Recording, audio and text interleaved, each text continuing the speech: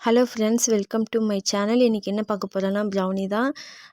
இது வந்து செம்ம சூப்பராக வந்துருந்துச்சு. ஃபஸ்ட்டு கமெண்டில் வந்து பின் பண்ணுற ரெசிப்பியை நீங்கள் வந்து ட்ரை பண்ணி பாருங்கள். எப்படி இருக்குன்னு கண்டிப்பாக சொல்லுங்கள்.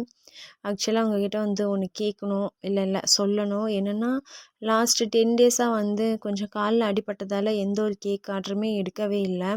2 டேஸ் முன்னாடி தான் வந்து கட்டு வந்து பிரித்து விட்டாங்க. ஸோ இனி வந்து கேக் ஆர்டர் வந்து எடுக்கலாம் அப்படின்னு சொல்லிட்டு எப்பவும் போல் ஒரு கடையில் வந்து அங்கே தான் திங்ஸ் எல்லாம் வாங்குவேன். ஸோ அதனால் அங்கேயே வாங்கிக்கலாம் அப்படின்னு சொல்லிட்டு போனேன். அங்கே போயிட்டு கொக்கோ பவுட்ரு கேட்டாலே இல்லைன்னு சொன்னார், விப்பிங் க்ரீம் கேட்டாலே இல்லைன்னு சொன்னார். கடைசியாக அவர் சொன்ன வார்த்தை என்னென்னா, இவ்வளோ டேஸாக நீங்கள் வந்து எங்கே வாங்குனீங்களோ அங்கேயே வாங்கிக்கோங்க, இனி வந்து இங்கே கேட்காதீங்க அப்படின்னு சொல்லி சொன்னார்.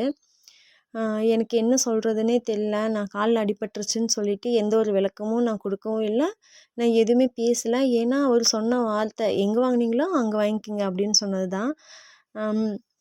அப்படி வாங்கினா என்ன தப்பு இருக்குது அப்படின்னு சொல்லிட்டு எனக்கு சத்தியமாக தெரியல. ஏன்னா நம்ம எங்கே வாங்கினாலும் பணம் கொடுத்தா வாங்குகிறோம், யாரும் நமக்கு சும்மா ஒன்றும் தரல.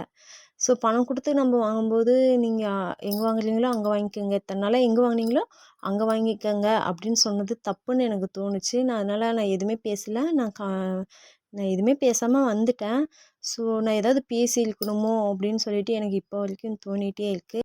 அப்படியே அவர் சொன்னது கரெக்டாக நீங்களே சொல்லுங்கள். இல்லை நான் ஏதாவது வந்து நான் அந்த இடத்துல கண்டிப்பாக சொல்லியிருக்கணும். பட் நான் சொல்லாமல் வந்தது என் தப்பு தான். இந்த ரெசிப்பியை வந்து நீங்கள் ட்ரை பண்ணி பாருங்கள். செம்ம சூப்பராக வந்துருந்துச்சு. அவ்வளோ சாஃப்டாக இருந்துச்சு. கஸ்டமர் வந்து ரொம்ப ஹாப்பியாக ரிவ்யூ வந்து கொடுத்துருந்தாங்க. ஸோ நம்ம சேனல் வந்து அப்படியே வந்து ஃபாலோன்னு லைக் பண்ணிக்கோங்க.